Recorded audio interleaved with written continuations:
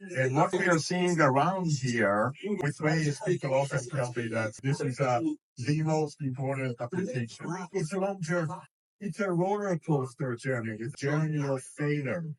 We're trying to do something new that no one did before. We know exactly what we are doing. We try one thing and it doesn't. And the first part of the journey is always about figuring out from you will not.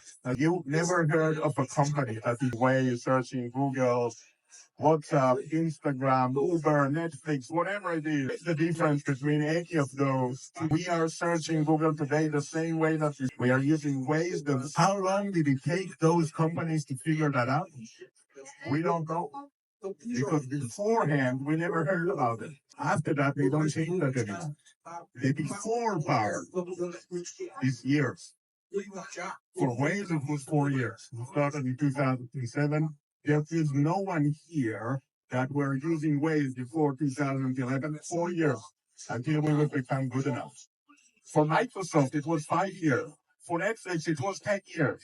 It's always a long journey. Wait a minute, they are 7 years old. To be afraid to fail, then in reality, you already failed because you're not going to try. Albert Einstein used to say that if you haven't failed, that's because you haven't tried new things before. If you are going to try new things, you will fail. Now, whether we are a startup or a corporate, we need to embrace a culture with low fear of failure, because otherwise we are not going to bring innovation. Otherwise, we are not going to try. People will be afraid to try. If they're afraid to try, they're not going to innovate. But we also have to fail fast, because when we fail fast, then we still have plenty of time to make another attempt, another version of the product, another go-to-market strategy, another approach. And the more attempts that we are making, we simply increase the likelihood of being successful. Now, if you take that into your own life, if you have children, you really want to encourage your children to fail. Because when you do, they will be able to fail and get up. And every time that they get up stronger. And when they get up stronger, they will be willing to get out of their comfort zone and try something else and try new things. And that is going to make them happy, because they will find what makes them happy. And as parents, there is only one thing that we would like to have for our children. We want them to be happy. That's it. Well, so far 2 unicorns, and I keep on building those. I'm an entrepreneur. I build companies. I build startups. I try to create more value with my startups. And trust me, I will have more unicorns. But I'm also a teacher. And so I feel equally rewarded when I build stuff or I guide someone to build it. And writing my book was fulfilling my destiny as a teacher, sharing my know-how, my experience for a second, I wrote that for entrepreneurs. It's also for all business people in the world. And there are many other people that read the book and told me, okay, this was the most valuable book that I've read. Interesting story. Look, Steve was in my book for the first time about 9 years ago at the conference in Guatemala. And you have to understand, I'm 59 years old. When I grew up, Steve Wozniak was the technological guru of the world. Right? Now, we are speaking at the same conference. We have dinner the night before. An awesome opportunity for me to have a selfie with Steve Wozniak. Right? I took out my iPhone, and I was lucky to have an iPhone. And with the iPhone, if you want to take a selfie, you obviously can click here. Right? I'm going to take a selfie. But you can also use the volume button on the side. Right? So you can take a selfie by clicking on the side. And this is exactly what I did. And he said, finally.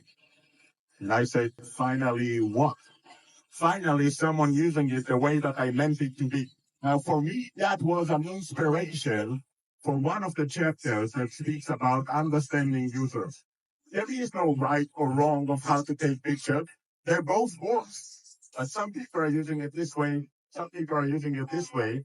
Now, if you're using it a certain way, and there are other people on the planet that are using it differently, you don't really care.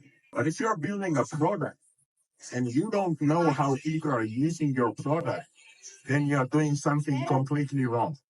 Now, if you think that this is obvious, then let me try something else, right? When you're using Waze guides you to the destination with display on the screen, but also with audio prompts. If you are watching the phone while you are getting to your destination, raise your hand for a second. Raise your hand if you are watching the display of the waves. Look around you. If you are listening to the audio prompts, raise your hand. About 70% actually watching the screen, 30% are using things differently. If you are building a product, the most important thing that you can do is actually watch your customers. Watch them and see what they're doing. This is how you're going to learn. Now, if they're doing exactly what you expect them to do, this is awesome. You don't need to do anything else. But if they are not, what you really want to do next is ask them one question. Why? And then you can learn. Now, if you're not, you have to go through the product development, because otherwise, if you think that you are going to develop the product and it's going to work, no, this is going to be a journey of failures. You will need to have multiple iterations until your product is becoming good enough. And on those multiple iterations, what you want to do in between is speak with your customers, as simple as that, and understand what doesn't work for them, and then fix that, and fix that, and fix that. This is going back into journey of failures. The biggest enemy of good enough is perfect. You don't need to be perfect in order to win the market. You need to be good enough. Now, the way that you are going to become good enough is that you're going to start not good enough, and you will listen to your customers and iterate and iterate and iterate until you become good enough. And this is when you win. Just imagine two twin sister companies starting exactly the same day, doing exactly the same thing, making exactly the same progress, until one day company A is saying, our product is not ready. It's still embarrassing level. We need to keep on building that. The company B is saying, you know what? Our product is not ready. It's embarrassing level. We are going to go to the market with it. From this point on, company B is going to make so much faster progress that they're way more likely to win the market. If you're building product and you thought that you're not ready, trust me, you were ready a long time ago. Don't be afraid to fail. Thank you.